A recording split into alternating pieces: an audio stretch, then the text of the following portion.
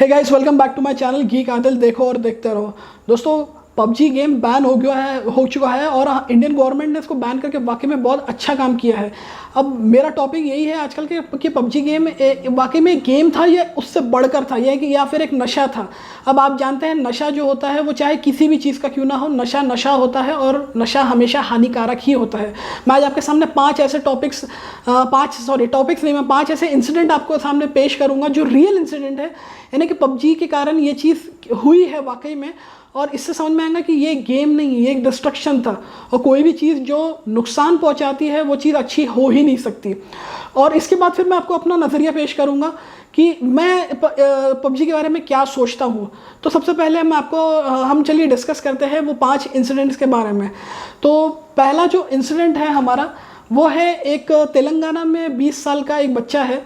उसका नाम तो मेंशन नहीं किया है यहाँ पे रिपोर्ट में, लेकिन इस बच्चे ने, आप यकीन नहीं करोगे, इस बच्चे ने 45 दिनों तक 45 दिनों से वो लगातार पबजी गेम खेल रहा था। अब लगातार मतलब नॉन स्टॉप तो नहीं खेल सकता कोई भी, मतलब सिर्फ दिन रात उसको कोई काम नहीं था, बस वो सिर्फ पबजी खेल रहा था।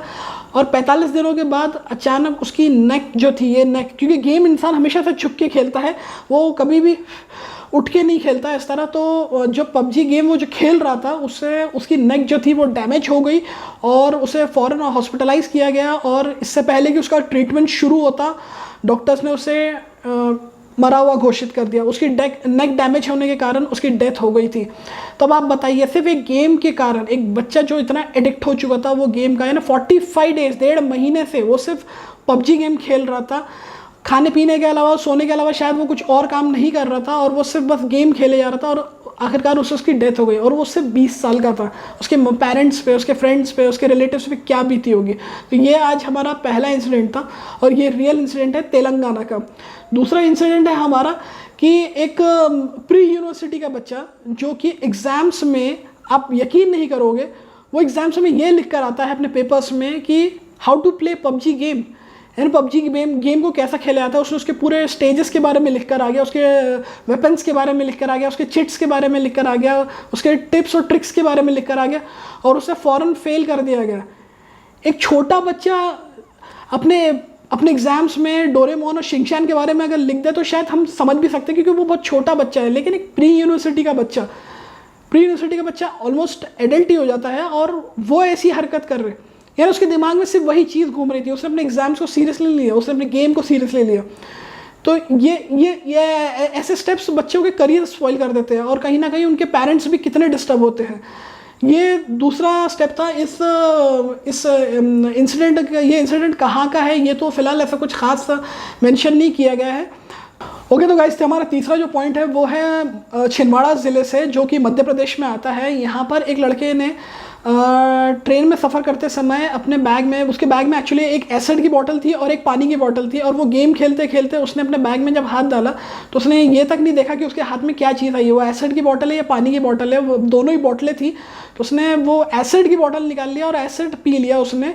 और जाहिर सी बात है, थोड़ी देर के बाद एसिड ने अपना असर दिखाया और उसकी तबीयत बिगड़ने लगी, उसको वॉमिटिंग्स होने लगी। और फिर वो तो शुक्र है कि वहाँ पे हॉस्पिटल में सुविधा थी पास में ही और उसको फ़ौरन हॉस्पिटलाइज किया गया और उसकी जान बच पाई।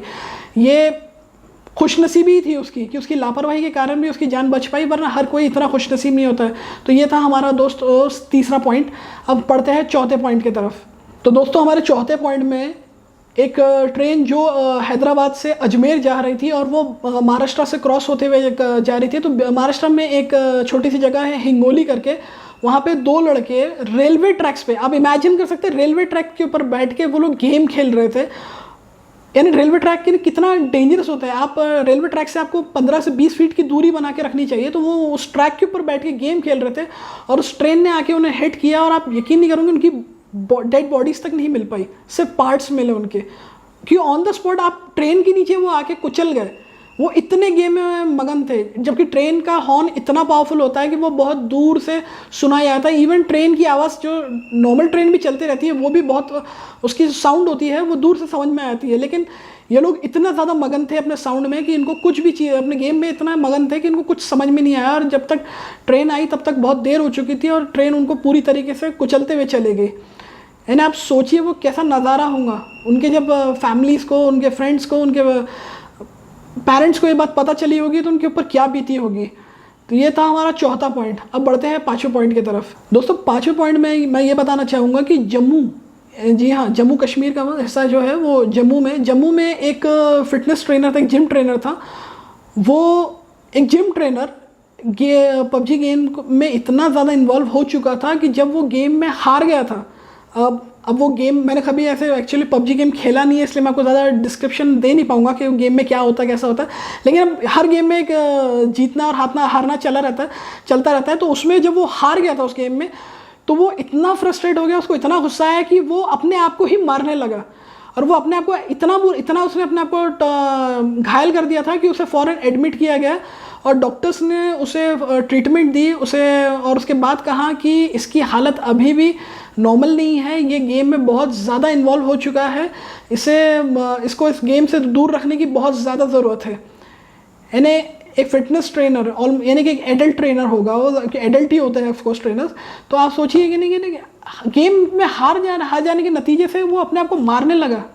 अरे भाई गेम ही तो है यार, गेम में हार जीत तो लगी रहती है।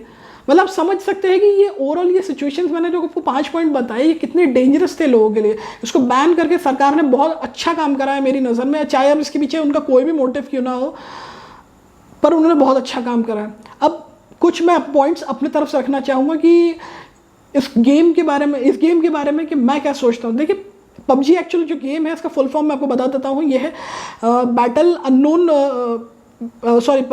प्लेयर अननोन बैटल ग्राउंड, ये है पबजी का फुल फॉर्म। और इसे कोई आयरिश गेम डिज़ाइनर ने बनाया था जिसका नाम था ब्रैंडन ग्रीन करके। ये अपनी लाइफ से खुद बहुत फ्रस्ट्रेटेड हो चुका था क्योंकि इसकी वाइफ ने इसे डिवोर्स देती थी, जो कि एक ब्राज़ीलियन थी। और उससे डिवोर्स होने के बाद ये इतना ज़्यादा फ्रस्ट्रेट हो गया था कि इसने उसके बाद ये गेम डिज़ाइन करा। अब आप सोच लीजिए एक ऐसे इंसान ने इसको डिज़ाइन करा जो खुद इतना फ्रस्ट्रेट हो चुका था। तो मतलब क्या उसने कोई अच्छे दिमाग से उसने तो गेम बनाया नहीं था। खैर गेम के मामले में मैं सिर्फ इतना ही बोलना चाहूँगा कि गेम जो होता है वो हमारे एंटरटेनमेंट के लिए होता है, हमारे थोड़ा बहुत टाइम पास करने के लिए होता है। गेम हमारे लिए बनाया जाता है, हम गेम के लिए नहीं होते हैं। ये बात हमेशा याद रखिएगा, गेम हमारे लिए बनाया जाता है, हम गेम के लिए नहीं होते हैं। लोगों ने पबजी को जैसे समर्पित ही कर दिया था, वो उस पर लिटरली अपने क्रेडिट डेबिट कार्ड से पैसे खर्च किया करते थे, वो अपना टाइम वेस्ट किया करते थे उसके ऊपर। और अब तो लोगों की जाने लग गई थी। इसलिए मेरे हिसाब से पबजी को जो बैन किया है वो बहुत ही अच्छा स्टेप है। और मैं यही दुआ करूँगा कि कभी दोबारा पबजी को किसी के ऊपर से बैन हटाया ना जाए। तो दोस्तों ये मेरा आज का पूरा वीडियो था। आपको ये कैसा लगा आप मुझे ये अपने कमेंट सेक्शन में ज़रूर बताइएगा। अगर आप चैनल पे नए हैं तो इसे सब्सक्राइब ज़रूर कीजिएगा, बेल आइकन को ज़रूर दबाइएगा और इसे शेयर ज़रूर कीजिएगा। Thank you.